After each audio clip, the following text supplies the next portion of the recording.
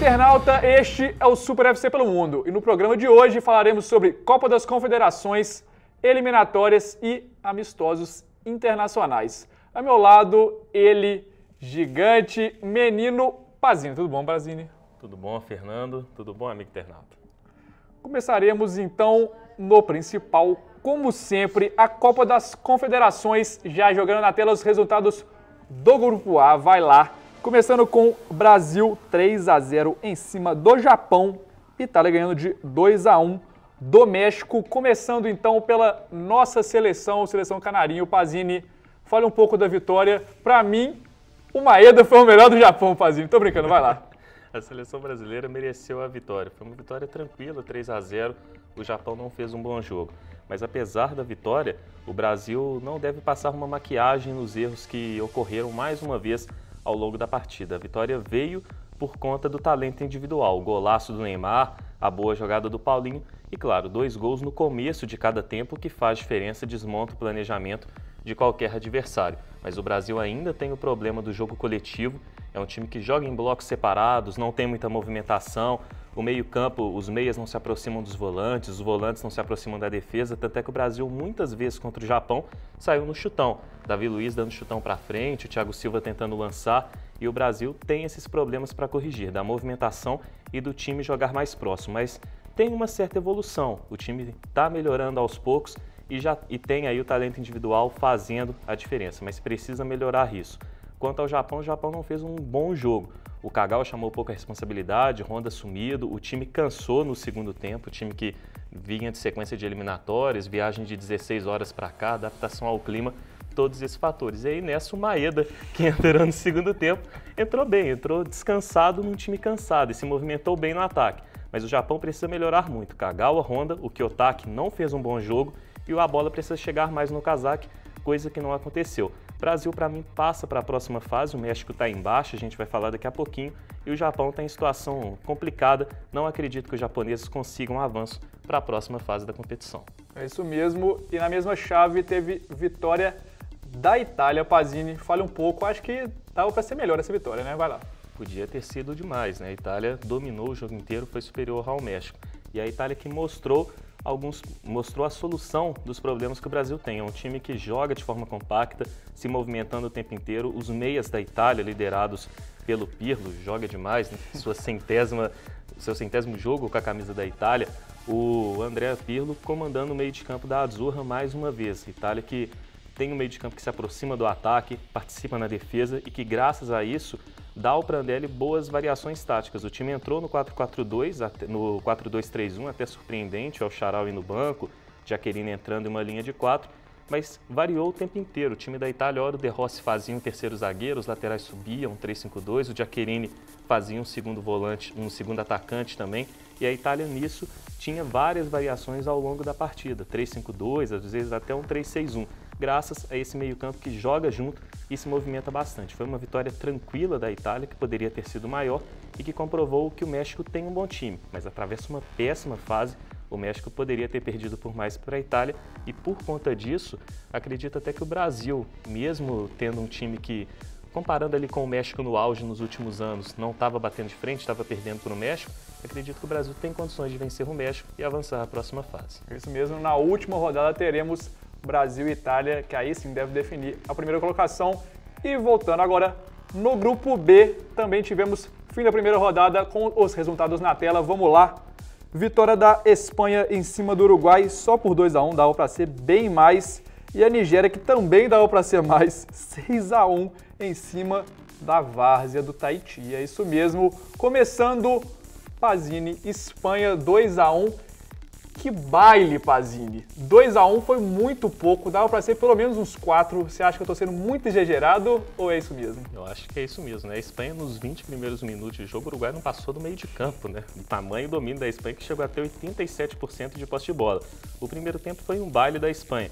O time trabalhou a bola bem no campo de ataque, dominou o tempo inteiro, conseguiu agredir e o Uruguai foi muito mal. O Uruguai que foi mal ao longo da partida inteira. O Cavani, por exemplo, fez um jogo irreconhecível. O Christian Rodrigues, que entrou no lugar do Forlan, não foi bem, e o Gaston Ramírez parece que nem entrou em campo. O Luizito Soares, que foi o jogador que se saiu bem, inclusive marcando aquele golaço de falta no final, e que quebrou o recorde. É o maior artilheiro da seleção uruguaia agora, ao lado do Forlán, ou seja, os dois que defendem a seleção uruguaia atualmente vão aí ter essa briga boa, entre aspas, interna, pela artilharia da seleção, o prêmio aí, o título de maior artilheiro da história da Celeste Olímpica. Mas a Espanha provou, como a Itália provou contra o México também, que é uma das grandes favoritas ao título da Copa das Confederações. Na minha opinião, a grande favorita. Espanha que teve algumas mudanças, né? O Davi Silva saiu do time, o Fábregas continuou, foi para o meio de campo no lugar do Davi Silva e fez um belo jogo. O Soldado entrou na frente como centroavante e, ao contrário do que muita gente esperava, não teve o Javi Martínez substituindo o Xabi Alonso. Entrou o Pedro, que foi muito bem. O Del Bosque fez algumas mudanças que deram muito certo na Fúria. Os dois teóricos mais atacantes, o Pedro e o Soldado, foram muito bem, né, Pazini? Belíssimas partidas. Um Soldado marcando gol, dando aquela penetração que a Espanha precisa. É isso mesmo. E também tivemos a vitória bem tranquila da Nigéria diante daquela bagunça do Tahiti, né, Pazini? Fala um pouquinho do jogo, vai lá. O jogo foi uma pelada, né, na verdade. Não foi um jogo que dá para considerar muito técnica e taticamente. Mas foi um jogo bacana de se acompanhar e um jogo histórico, né? Aos 6 gols do Tahiti, quem leu o jornal O Tempo na edição da terça-feira pôde acompanhar isso. O gol do Tahiti valeu mais do que os 6 gols da Nigéria. E valeu mesmo. É um gol histórico para o Tahiti, um gol que premia esse sonho que o Tahiti está realizando, de estar entre os melhores, representar o país e viver o melhor momento futebolístico da história do Tahiti. Muito bacana o gol do Tahiti, muito bacana a festa que a torcida presente no Mineirão fez para os jogadores do Tahiti, para a seleção do Tahiti.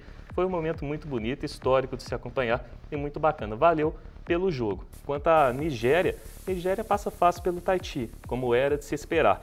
Mas tem um duelo importante contra o Uruguai, o duelo que vai ser mesmo o divisor de águas aí do grupo, para definir quem que passa para a próxima fase. O Uruguai tem um time melhor, mas vem em baixa. A Nigéria, como já comentamos algumas vezes, tem vários desfalques. Então, por conta disso, esse jogo é um tanto imprevisível. Quem sair vencedor provavelmente sai com a vaga, porque o Uruguai deve enfiar uma goleada no Tahiti também e a Nigéria deve perder para a Espanha. E, obviamente, ficaremos só no futebol, porque fora do Mineirão, o mesmo tanto de pessoas que tinha dentro do Mineirão tinha fora, protestando por causas justíssimas. Mas, claro, você acompanha isso e outros detalhes pelo Brasil inteiro das manifestações no site do otempo.com.br. Não é isso mesmo, Pazini? É isso mesmo, vamos concentrar no futebol, né? Vamos ficar com o futebol isso aqui. E voltando agora para o futebol, vamos para as eliminatórias na África. Pazini, a gente não vai passar aquele tanto de resultado, mas joga só os destaques aí das eliminatórias africanas. Maravilha. O primeiro destaque das eliminatórias africanas é a situação da Etiópia. A Etiópia no grupo A, brigando com a África do Sul, conseguiu uma vitória no fim de semana que daria a classificação à Etiópia para a fase final das eliminatórias africanas. Mas a Etiópia foi investigada pela FIFA por conta de uma escalação de jogador irregular e, por conta disso, perdeu os pontos do jogo contra a Botsuana e ainda está na briga com a África do Sul, mas depende só das próprias forças na próxima fase. Passar também as seleções classificadas, Tunísia, Costa do Marfim, também o Egito e a Argélia já estão classificadas. As outras seleções que ainda brigam por vaga, Camarões briga com a Líbia em um dos grupos das eliminatórias, Camarões que precisa vencer a Líbia está próxima da classificação, e Gana e Zâmbia, no grupo D, brigam por uma vaga também. Gana, uma seleção tradicional, Zâmbia, seleção que vem bem nos últimos anos, conquistou a Copa Africana de Nações em 2012, inclusive.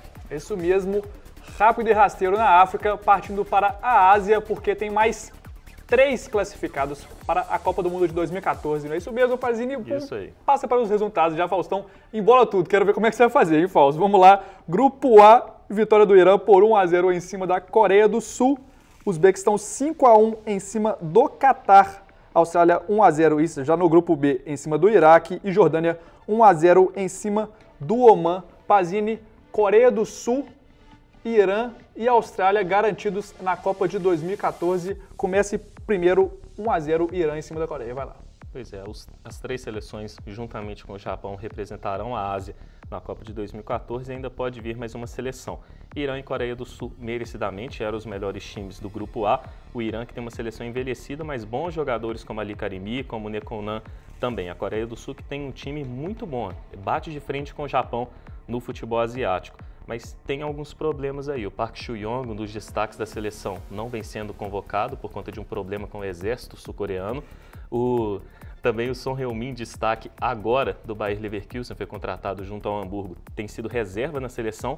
E o Lee Dong-gok, atacante que vai muito bem no campeonato sul-coreano, vai de mal a pior na seleção, mesmo assim é titular. E o técnico da Coreia do Sul foi demitido, não vai comandar a seleção nesse próximo ano na Copa do Mundo, ou seja, um treinador vai começar do zero. A Coreia do Sul tem esses problemas, um bom time, mas passa por um momento turbulento. A Austrália decepcionou, mas garantiu a vaga, chega para a Copa de 2014 como uma força do futebol asiático, né? Não é da Oceania no futebol. E a repescagem será entre Jordânia e Uzbequistão. O Uzbequistão é favorito, tem uma seleção melhor, mais tradicional do que a Jordânia, e o vencedor dessa repescagem enfrenta o quinto colocado da América do Sul, das eliminatórias da América do Sul, na vaga pela Copa em 2014. E com isso, fim das eliminatórias, partindo para os amistosos internacionais. Só doisinho, bota na tela aí, Faustão, vamos lá. Tivemos 4-0 da Argentina em cima da Guatemala e Tailândia ganhou de 5-1 da China, com fatos importantes nas duas partidas, importantes e curiosos, né, Pazini? Começando pela Argentina, vai lá, 4-0, fácil, como era de esperado. Fácil, como era esperado, o grande destaque Lionel Messi. Lionel Messi ultrapassa o Maradona com 34 gols, chega a 35, supera o Maradona como um dos maiores artilheiros da história da seleção argentina. Está empatado com o Crespo, o Messi, com 35 gols cada. O maior artilheiro da seleção argentina é o Batistuta. Mas aí o perigo, né? O Messi chega nessa marca histórica, mas está jogando no sacrifício. E aí tem que ver até onde que vale a pena colocar o Messi no sacrifício, recuperando de lesão, para jogar um amistoso contra a Guatemala. Exatamente, boa observação do Pazini. E agora, para fechar, vitória da Tailândia, praticamente um curiosidades do Pazini, vai lá. Tailândia enfiando um 5-1 na China, a Tailândia que vem evoluindo muito no futebol, como a gente já comentou aqui, mas o grande destaque é para a Federação Chinesa. A Federação Chinesa, revoltada com o resultado, obrigou todos os jogadores que participaram do jogo e também o treinador a se justificarem por escrito a federação do porquê que saíram derrotados contra a Tailândia. E um fato muito inusitado, a Federação Chinesa cobrando justificativa escrita de seus jogadores por conta dessa goleada. Escola primária isso aí, né, Pazini? Bem escola primária. É isso mesmo, e com isso, fim do Super FC pelo mundo. Acesse, como sempre, o www.superfc.com.br e siga-nos no Twitter, o @super_FC. Como sempre, agradeço a presença e as observações ótimas do Pazini. Muito obrigado, Pazini. Obrigado, Fernando. Obrigado, amigo internauta. Então é isso, amigo internauta. Vamos nos despedindo. Muito obrigado pela atenção. Até mais. Tchau, tchau.